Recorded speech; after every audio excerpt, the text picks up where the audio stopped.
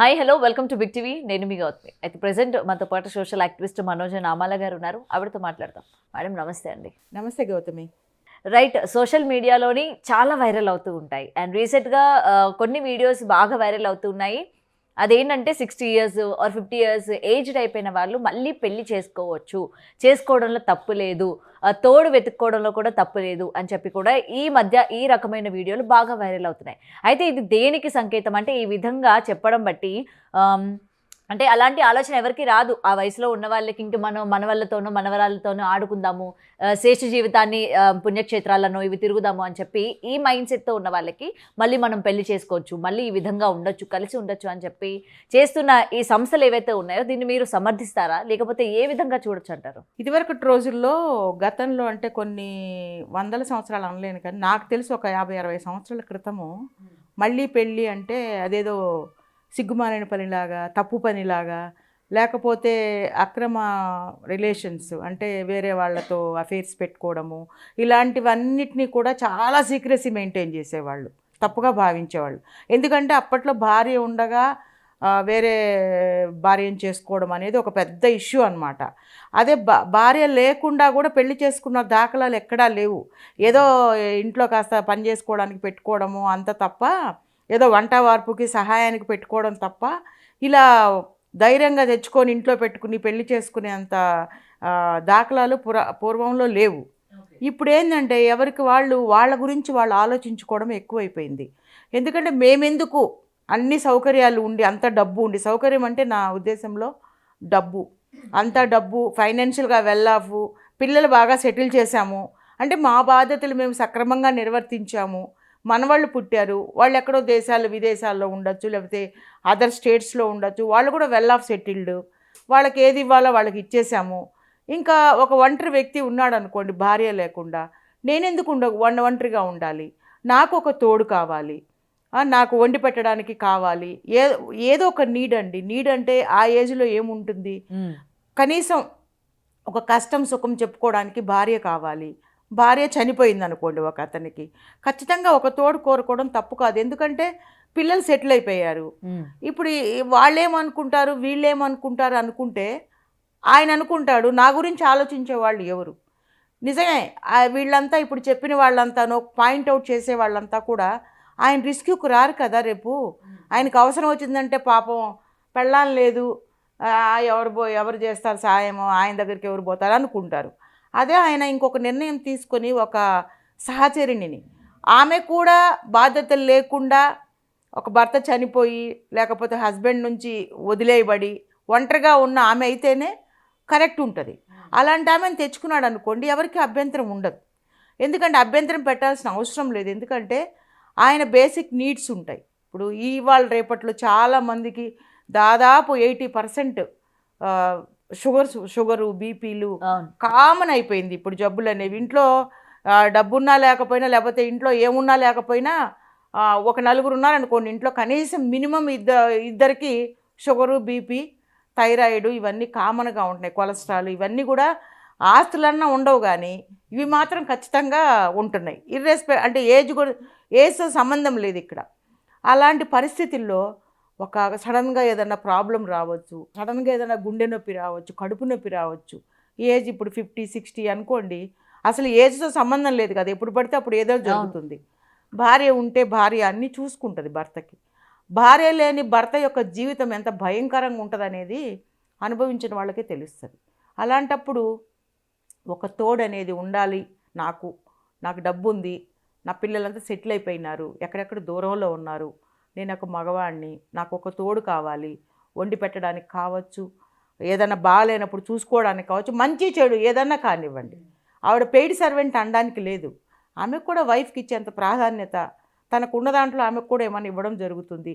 ఆమెకు బాగలేకపోయినా ఈయన కూడా చూసుకుంటాడు. ఇక్కడ వైసా వరుస కదా, మ్యూచువల్. అవును, ఇప్పుడు తెచ్చుకుంటున్నాడంటే కేవలం ఈయన అవసరానికి తెచ్చుకున్నా కూడా ఆమెకు అవసరం ఉన్నా కూడా ఈయన చూసుకుంటాడు. వైసా వరుస, ఇద్దరు ఒకరికొకళ్ళు తోడు నీడ ఆదరణ కోసం అనేది ఆ నిర్ణయం తీసుకోవడం అనేది తప్పేం కాదు. అయితే పిల్లలు అభ్యంతరం చెప్తారా అంటే వాళ్ళు కూడా ఆలోచించాలి.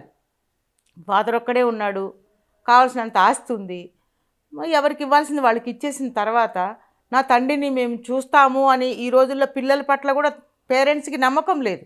అవును. అని చూస్తారా లేదా అనేది గ్యారంటీ లేదు. ఎందుకంటే వాళ్ళని కూడా మనం తప్పు పట్టడానికి లేదు. ఎక్కడో అమెరికాలో ఉంటారు, లండన్లో ఉంటారు, ఆస్ట్రేలియాలో ఉంటారు, అదర్ కంట్రీస్.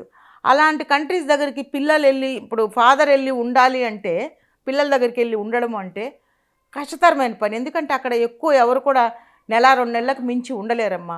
పిల్లల మీద ఎంత ప్రేమన్నా ఉండని, కానీ అక్కడికి వెళ్ళి ఉండాలంటే కొద్ది కష్టంగానే ఉంటుంది. ఎందుకంటే మన ఇండియన్ కల్చర్కి అలవాటు పడిపోయి, మనకి పొద్దున్న లేస్తే మనకి బోల్డ్ మంది మనుషులు, తలుపు తీస్తే పాలవాడు వస్తాడు, కాసేపు అయితే పని మనిషి వస్తుంది, కాసేపు అయితే నీళ్లు వాటర్ తీసుకొచ్చేవాడు వస్తాడు, చుట్టుపక్కల వాళ్ళతో మాట్లాడచ్చు. మరీ బోరు కొడితే అపార్ట్మెంట్ వాళ్ళతో కిందకి వెళ్ళొచ్చు, 10 మంది గుమిగూడతారు, మాట్లాడుకుంటారు. అక్కడ అలా ఉండదు, ఒంటరితనం భరించాలి. ఇటు వైఫా లేకపోతే హస్బెండ్ను కోల్పోయినటువంటి వ్యక్తి అక్కడికి వెళ్ళారనుకోండి, ఇంకా నరకం అనమాట. ఆ ఒంటరితనంలో ఒక భార్యాభర్తలు వెళ్ళారనుకోండి, కొంతకాలం ఉండొచ్చు, ఒక 6 నెలల వరకు ఉండగలరు. ఎందుకంటే ఇద్దరు ఉంటారు కాబట్టి ఒకరికొకరు మాట మందలింపు మాట్లాడుకోవచ్చు. ఒక్కళ్ళే వెళ్ళిన వ్యక్తులు ఎక్కువ కాలం ఉండే, ఎందుకంటే బిడ్డలు అనేవాళ్ళు వాళ్ళు డ్యూటీలకు వెళ్ళిపోతారు, వాళ్ళ పిల్లలు స్కూల్స్కి వెళ్ళిపోతారు. వాళ్ళ స్కూల్స్ నుంచి వచ్చినా కూడా వాళ్ళు ఇవాళ రేపు మీకు తెలుసు కదమ్మా, సెల్ ఫోన్లు, టీవీలు, ఇంటింటికి ఒక పథకం లాగా, ఇంట్లో నలుగురు ఉంటే 4 టీవీలు, 4 సెల్ ఫోన్లు, 4 ల్యాప్టాప్లు, అన్నీ విచ్చలవిడిగా. వాళ్ళకి మనకి భోజనం నలుగురు కలిసి చేయకపోయినా 4 సెల్ ఫోన్లు పెట్టుకుని చక్కగా నలుగురు కూర్చుంటారు. కాబట్టి అక్కడ కూడా సెల్ ఫోన్లకి ఏం కరువు ఉండదమ్మా, ఇంకా టెక్నాలజీ ఎక్కువ అక్కడ. సో పిల్లలంతా కొంచెం ఆక్యుపై అయిపోతారు. ఈ పెద్దవాళ్ళని పలకరించడం అంటే ఏదో అమ్మమ్మ తాతయ్య అని కాస్త పలకరిస్తారు. సో తర్వాత అంతా వీళ్ళకి భయంకరమైనటువంటి ఒంటరితనం.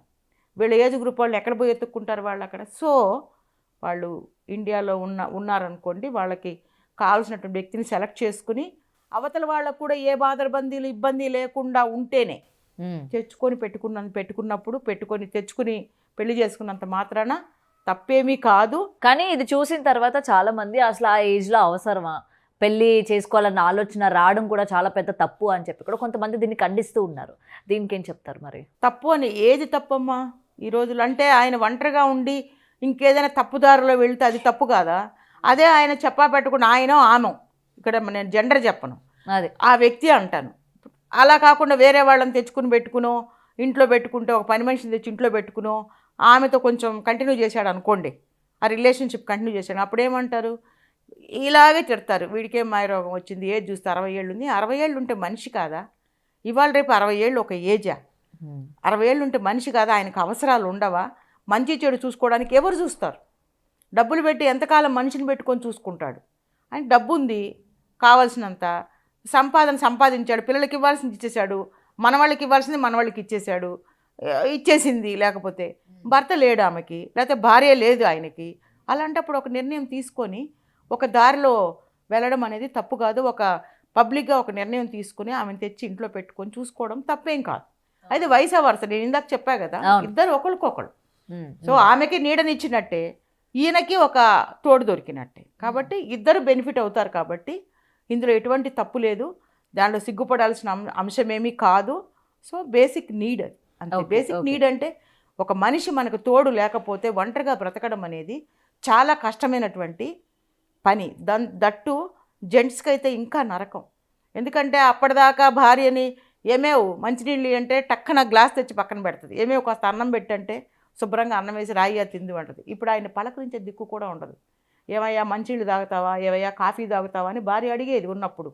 ఇప్పుడు ఎవ్వరు పలకరించే దిక్కు లేకుండా ఒంటరిగా, అంత డబ్బున్నా కూడా ఒంటరిగా బ్రతకడం అనేది చాలా కష్టతరమైనటువంటి పని. కాబట్టి ఒక నిర్ణయం తీసుకోవడంలో తప్పు లేదనేది నా భావన. సో అంటే ఏంటంటే ఇటు పిల్లలు చూసుకోకపోవడం కావచ్చు, లేకపోతే పరిస్థితుల ప్రభావం కావచ్చు, ఈ విధంగా మారుతున్నారంటే ఈ మధ్యకాలంలో ఇది బాగా ఎక్కువైంది మేడం. ఇలాంటి సంస్థలు కూడా వాళ్ళ గురించి ఆలోచించి ముందుకొచ్చి, ఇప్పుడు మనకి మ్యాట్రిమోనీస్ చూస్తూ ఉంటాం, యంగ్ అబ్బాయి అమ్మాయికి పెళ్ళిళ్ళు కుదిర్చే మ్యాట్రిమోనీస్. ఇప్పుడు వీళ్ళకి కూడా కుదిర్చడానికి మ్యాట్రిమోనీస్ అనేవి సిద్ధమైంది. వెరీ గుడ్ డెసిషన్ అమ్మా. ఎందుకంటే అంత ఇనిషియేటివ్ తీసుకునే వాళ్ళు ఇవాళ రేపు ఎవరు లేరు. అవును. సో అమ్మాయిలకు పెళ్ళిళ్ళు చేయడానికి మ్యాట్రిమోనీస్ ఉన్నాయి, కానీ అందులో రిస్క్ ఉంటుంది. ఇంకా ఏ పెళ్ళి సక్సెస్ అవుద్దా, ఏ పెళ్ళి, ఇందులో ఏం ఉండదు. ఎందుకంటే వాళ్ళకి ఆల్రెడీ మెచ్యూర్డ్, పిల్లలు బాధ్యతలు లేవు, ఎవరికి వాళ్ళు సెటిల్ అయినటువంటి కుటుంబాలే ఉంటాయి ఎక్కువ. అలాంటి వాళ్ళని కలపడం వల్ల మంచి జరుగుతుంది. కాబట్టి సొసైటీలో మంచి జరుగుతుంది. ఇంకా ఇల్లీగల్ రిలేషన్షిప్స్కి చెక్ పెట్టినట్టు అవుతుంది. సో వాళ్ళకు కూడా పబ్లిక్గా పెళ్లి చేసుకొని భార్యని ఇంటికి తెచ్చుకోవడం వల్ల లేదా భర్తను తెచ్చుకోవడం వల్ల వాళ్ళ స్థిరపడతారు కుటుంబంలో, కనీసం నేను నా భార్య లేకపోతే నేను నా భర్త అనేటువంటి ఒక ఫీలింగ్ వస్తుంది. నలుగురిలో కూడా వాళ్ళు కూడా గౌరవంగా, ఇప్పుడు భార్య లేదనుకోండి, ఏదైనా ఫంక్షన్కి పిలిచాడు అనుకోండి, ఏం పోతావులే నలుగురిలోకి, భార్య లేనిలాగా చూస్తారని ఆయన అనుకుంటాడు. ఈమె అనుకుంటుంది భర్త లేడు, ఎందుకు వచ్చింది ఏదో అంటారు కదా, అదొక రాకూడని మనిషిలాగా. ఇప్పుడు కూడా అవి తగ్గినాయిలేండి, అంత లేవు. కానీ ఏదైనా సరే ఒక చిన్న చూపు అనేది ఉంటుంది భర్త చనిపోయినటువంటి భార్యకి. భార్య చనిపోయిన భర్త కూడా ఇంకా దారుణం. ఆడ వచ్చాడా లేదా కూడా పట్టించుకోరు, వెళ్ళి ఫంక్షన్లో కూర్చున్నా కూడా పలకరించి దిక్కుండదు. అదే భార్య భర్త ఇద్దరు వెళ్ళారనుకోండి, ఆ గౌరవం వేరే ఉంటుంది. సో ఇలాంటి సంస్థలు కూడా ముందుకొచ్చి ఇలాంటి యొక్క ప్రోగ్రామ్ని టేకప్ చేసి ఇలా ఒక కార్యాన్ని ఇలా సక్సెస్ చేయడానికి ముందుకొచ్చినటువంటి సంస్థలను కూడా నిజంగా మనం అభినందించాల్సిందే. Okay, thank you ma'am. Thank you Gautami. For more videos like this, subscribe Big TV channel.